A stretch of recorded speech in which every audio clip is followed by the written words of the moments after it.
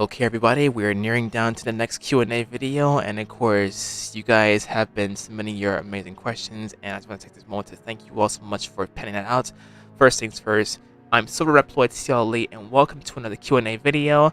Hope you guys are having a very blessed and safe Tuesday, and let's jump right into our first question. Before we get to that, guys, for those who are new to the channel, thank you all so much as always for tuning in, and of course, giving a very excellent glimpse, and of course, thank you to those who have been submitting their questions for the Q&A video. And of course, we'll do another one Tuesday after next. So yeah, guys, if you like this video, make sure you hit the thumbs up button because it really keeps me going. Comment down below, and of course, please subscribe for more content if you're new with the notifications on. And of course, if you want to tune into more of my Q&A videos, please subscribe. And of course, be on the lookout for the next future Q&A posts where I ask you guys to submit your questions, leaving the hashtag AskSilver or AskReploid. And yeah, we should go from there. And after this Q&A video, I'm going to react to the new season of Splatoon 3, and of course, you'll definitely be catching my reaction for that because I've been seeing a small modicum of hints in regards to the new season, the Sizzle season, but I don't want to get into the details on that right now.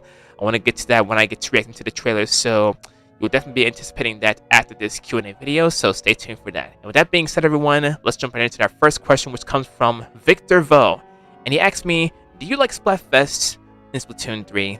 And the answer to that is yes, I do. They're very fun. It's like the party edition of the stages and everything else. I love how they add the nostalgia to everything, to a gorgeous work of art. I know I missed out on the past Splatfests, but to say the least, I got a taste of what Splatfests are like ever since Splatoon 3 was released. How's your daughter Frost in the Splatoon 3 in Splatfest? Frost is doing very well, and of course, she had a very excellent time during the Splatfest. She actually experienced this Splatfest for the first time, where she saw the fireworks going off and the Squisters were like performing in Inkopolis Plaza and everything else. Everything was so colorful to her and to me too, because well, I took part in the Splatfest as well. Well, most of the time I took part of it in Splatsville, but ever since the Inkopolis Plaza Perspective DLC came about, I went for that. And needless to say, I'm sticking with Inkopolis Plaza because well, I want to gorge myself with the entirety of the place, let alone just Splatsville, even though I've been there for like a couple of months. And 3, are you a fan of SMG4? And the answer to that is yes. I know most people are not fans of SMG4, but for those who are not fans of people, you don't have to be fans of everyone, but if you're a fan of that person, you can go with the flow. And of course, go wherever the wind takes you. That's how I feel from most creators every now and then. So yeah, I'm still a fan of SMG4 since like many years back. And I love how I brought the nostalgia of Super Mario 64 and of course turned into a humongous sense of humor, if you will. Next question comes from Jeremiah Martinez and Cat and Videos Drawing Shorts. And he asked me, do you order SMG4 store? And yes, I actually ordered the Meggy's Destiny t-shirt. The Meggy Splatzer t-shirts in dedication to the movie that was released in the past called Meggy's Destiny. And I still have it even though it looks messed up in some painting. But not messed up like how they did, but like how I put it in the washing machine. What I should have done from the beginning was turn the shirt inside out, so that way it won't remove the painting, because well, I love the design that they added to the t-shirt, but it's kind of sad that it looks like a little bit of a mess, but I can still wear it. It's still going strong, but I still love this shirt to the infinity. And he's also telling me that I already bought the It's Gotta Be Perfect hat and the 3 plushies of Meggy, Melanie, and Psycho-chan, and World of the Fat Italians 2022 animates of SMG4, and Lawyer Meggy, and the 4 million subscribers hat with the big SMG4 and the 2020th t-shirt and the 10th year anniversary shirt. That's amazing, Jeremiah, and I hope you're having a very excellent time with your SMG4 merchandise. And for those who also have their merchandise from SMG4, it's always great to show tons of love and support to your favorite creators. That's how I feel for most people, although I have been behind on most of it. But to say the least, though, I got a chance to get a piece of merch from one of the creators I love watching every day, and that's SMG4 himself. So far, I think that's the only one that I have. In terms of other creators, I was intending to go for, well, actually, I have a lot of creators. I don't know which one to go for next, but hopefully in the near future, I'll come up with a decision to purchase some apparel from the creator that I want to show tons of love support to, let alone just watching them on the media. Okay, this is very lengthy, and this is from Charlie McAvoy, number 73, Boston Bruins topic. And he asked me, well, he not only asked me some questions, but he also shared his experience within the questions upon asking me them. Hey, it's me again. Here are my questions and my personal questions. If you had to pick a cheetah champions from the PBA, Professional Bowlers Association, who would you pick and why? Okay, so I don't have a particular bowling championship team, Professional Bowlers Association team, in terms of bowling teams and whatnot, but I do know one special person I know whose birthday is today, and he goes by the name of Dear Bro, the Gaming Kingpin. He's into bowling, and of course, I made this post in dedication to him, and where he had the golden trophy, winning first place in the bowling tournament. And I just want to take this moment on camera to wish him happy birthday today. And he's one of the main reasons as to why I love bowling every now and then. I love bowling. One of the reasons, he's one of my top reasons why I love bowling. Well, it's just I miss bowling a lot. Like, I miss going to the bowling alley to, like, you know, hang out with my family and whatnot. And it's just, yeah, I miss going bowling every now and then. But like I said, I don't have a particular bowling team. And yeah, if you could ask any pro bowler from the Professional Bowlers Association, who would you talk to and why? Like I said before, I do not have a Professional Bowling Association team, but if I were to pick one person, even though I don't think he's part of the Professional Bowling Association team, but he is one of the most arbitrary bowlers I know. He goes by the name of the Gaming Kingpin, so why not, right? If you would have to pick a favorite team in the East Coast Hockey League, in the Central Division, in the Western Conference, who would you pick to win the Kelly Cup and why? Unfortunately, I don't have a hockey team. I'm not really into hockey that much, so I do apologize for that. And of course, he left the final saying, "See you all at the Cheetah Championship in 2023. Go Walleye." Godspeed to Walleye as well, from yours truly, Silverreploid CLE. Our next question comes from Agent Emerald, and he asked me, "Did you miss me?" I had to admit it has been a while, because you came to my live stream one time when I was playing Splatoon 3, and can I call that Vimo that ate that cake? Now, I was not anticipating this question because, well, I know exactly who he's referring to. The Octoling that I featured in the birthday animation that I made called Mirror's Edge, where it featured the two birthday peeps, 2Dev Sensei, my dear bro, and dear brother Gink, the Octoling. And of course, that's the person you're referring to that ate the cake in the Metro train, Deep Sea Metro. I mean, you could ask him because, well, his Vimo does look adorable, especially when he eats the cake. Our next question comes from O-Dubs, and he asked me, "Do you drive?"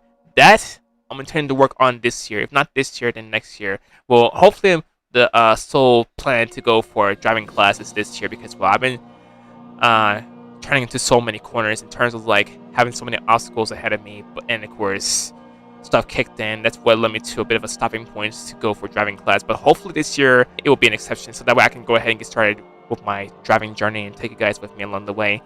If so, what's your dream car?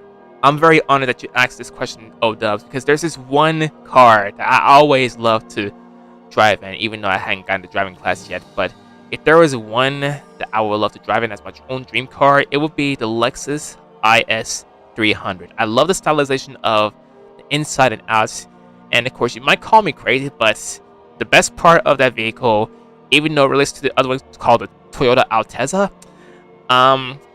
the best part of that vehicle is the brake lights. I love how they look. They kind of remind me of the Nissan Skyline GTR's brake lights and the Corvette brake lights, even the Plymouth muscle car vehicles. Out of every one that I've seen, I love the Lexus IS 300, and it's just a beautiful car. It really is, and I would love to drive it. It would be a very excellent thrill to actually fulfill my dream car.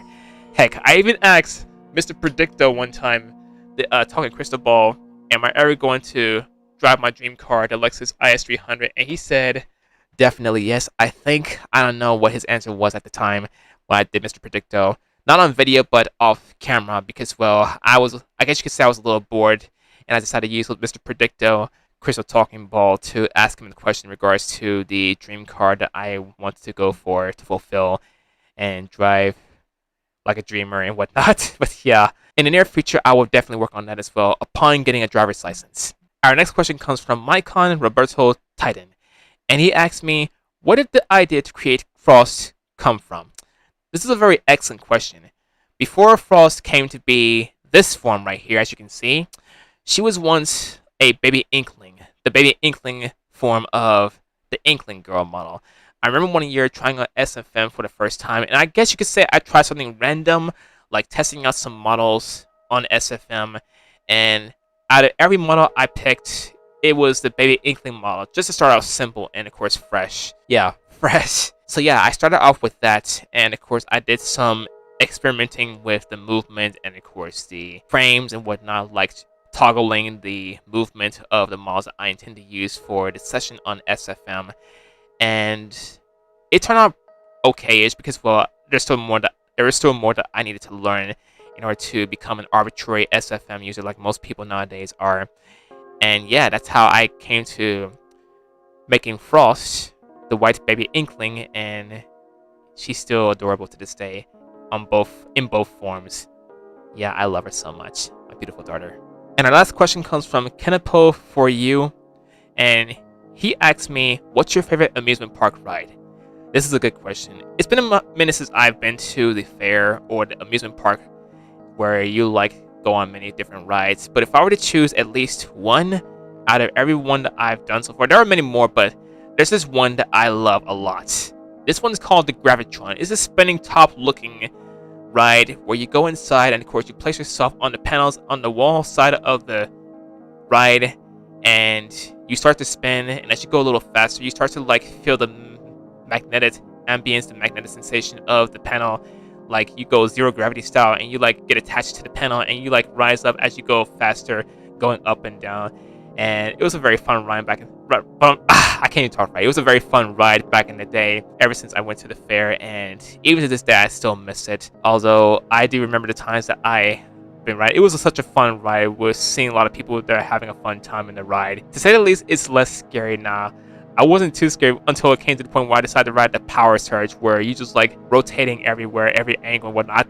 I always feared that I was about to fall off. There's also this other one called the drop zone where you go extremely sky high, and the next thing that happens, unexpectedly, you drop down swiftly, but they minimize the fall to where it won't crash to the ground. And I'm very glad that they actually panned that out, because if it hadn't been panned out, then it would have crashed and people would have been feeling the massive pain. And to say the least, they thought deeply to actually minimize the fall when they get a sky high and whatnot.